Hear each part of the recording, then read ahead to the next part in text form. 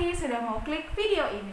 Aku Nisa, Restu, kami PKB dari Kota Cirebon.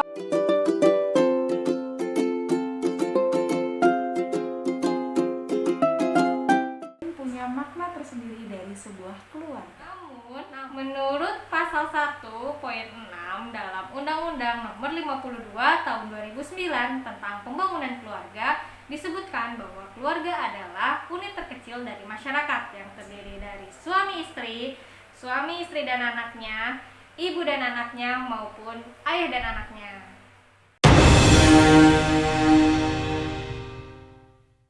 Arti keluarga menurutku itu nano-nano, di mana di dalamnya merasakan sedih, senang, bahagia, suka, duka, marah mungkin kadang ya. Di situ juga mungkin tempat untuk bersandar, saling mengandalkan, tempat untuk bertukar pikiran, terus tempat untuk menjadi diriku sendiri. Pokoknya keluarga menurutku itu ada sesuatu hal yang penting yang nggak mungkin bisa ditukar oleh apapun juga gitu. Betul banget sih Kak. Kalau keluarga menurut aku, keluarga itu tempat aku untuk pulang, tempat dimana aku bisa berkeluh kesah, tempat aku bisa merasa nyaman, dan yang pasti tempat aku untuk bisa bertukar pikiran juga. Apalagi sama orang tua, kakak-kakak, itu salah satu orang yang bisa diajak diskusi.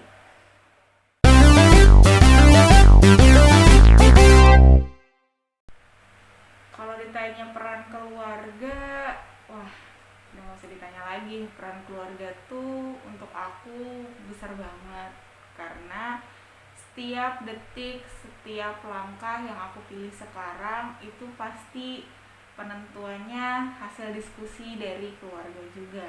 Jadi aku yang sekarang adalah bentukan dari keluargaku selama ini.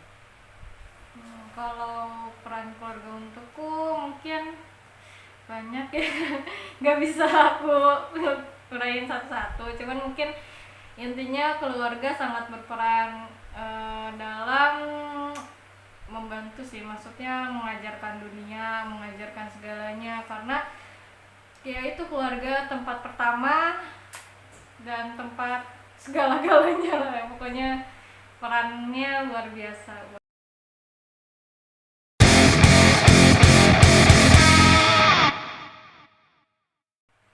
Peran aku dalam keluarga ya masih sebagai anak yang masih menjadi anak yang ingin berbakti kepada orang tuanya, dan mungkin peran manjanya masih kelihatan banget. Soalnya anak bungsu terus kayak pingin apa-apa selalu jadi pusat perhatian mungkin ya, tapi mungkin itu yang membuat aku inginnya sih jadi perekat keluarga gitu.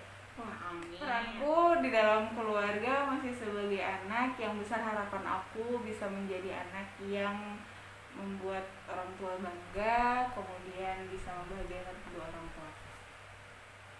Cakep. Gimana nih sesi curhat tentang keluarganya? Iya, pokoknya dari hasil yang kita udah obrolin tuh ngebahas masalah fungsi keluarga sih Kak. Ada berapa dan ada apa saja sih fungsi keluarga? Kalau yang kita tahu ada lagunya loh Kak. Oh, gimana kita yuk bareng-bareng ya teman-teman sobat Kocer juga.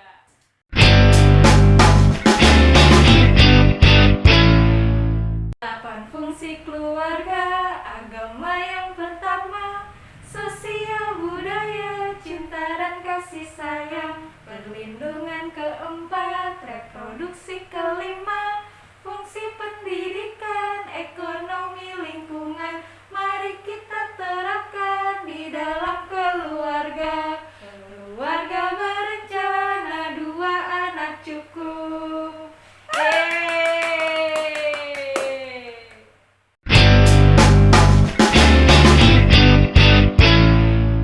Fungsi keluarga di dalam keluarga itu tadi ada 8 fungsi keluarga. Yang pertama membahas agama. Pastinya kalau di sebuah keluarga itu sholat berjamaah atau beribadah bersama itu salah satu penerapan dari fungsi agama.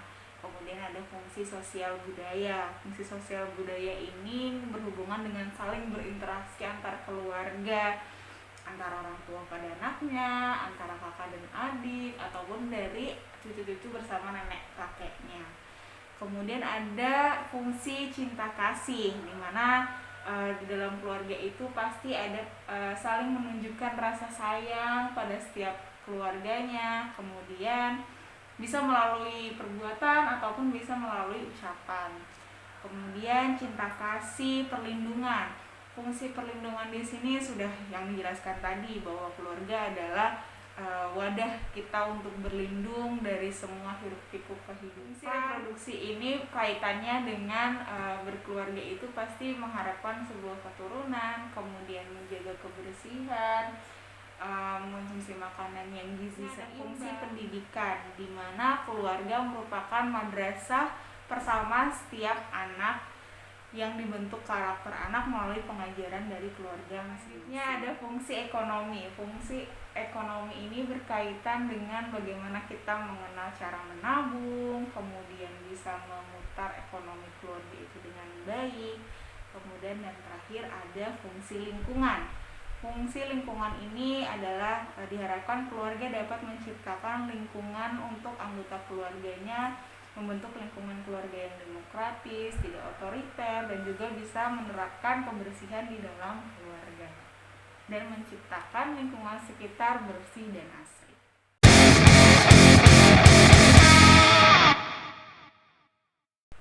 Nah, tadi kan udah dijelasin ada 8 fungsi keluarga yang mungkin pada saat kita menjalankan kehidupan sehari-hari bersama keluarga pasti tidak akan jauh, mungkin ada hambatannya. Namun selama 8 fungsi ini kita diusahakan, pasti insya Allah akan ada jalan keluarnya.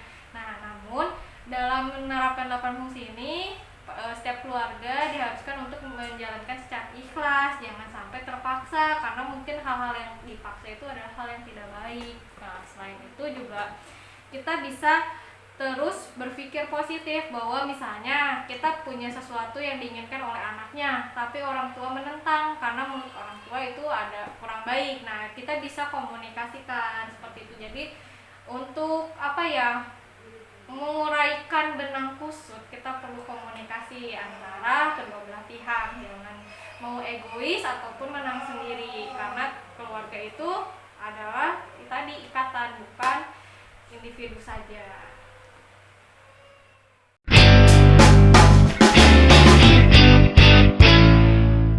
Kemerdekaan bagi keluarga, tentunya setiap anggota keluarga dengan bebas bisa memilih atau memutuskan setiap pilihan yang mereka ambil dengan penuh tanggung jawab dan bijaksana. Nah, kalau menurutku keluarga merdeka adalah keluarga yang mengamalkan Pancasila dan Undang-Undang Dasar 1945, di mana di dalam keluarga itu walaupun ada kebebasan namun tetap terikat pada toleransi dan juga menganut unsur-unsur yang tadi, bijaksana dan bertanggung jawab. Cermin negara maju dapat dilihat dari keluarga. Semakin banyak keluarga sejahtera, maka negara Indonesia adalah negara. Terima kasih sudah menyaksikan video ini hingga akhir. Mohon bantuannya untuk klik tombol like, subscribe, dan komen. Bila video ini bermanfaat, klik share untuk dibagikan kepada sobat kocir yang lainnya. Wassalamualaikum.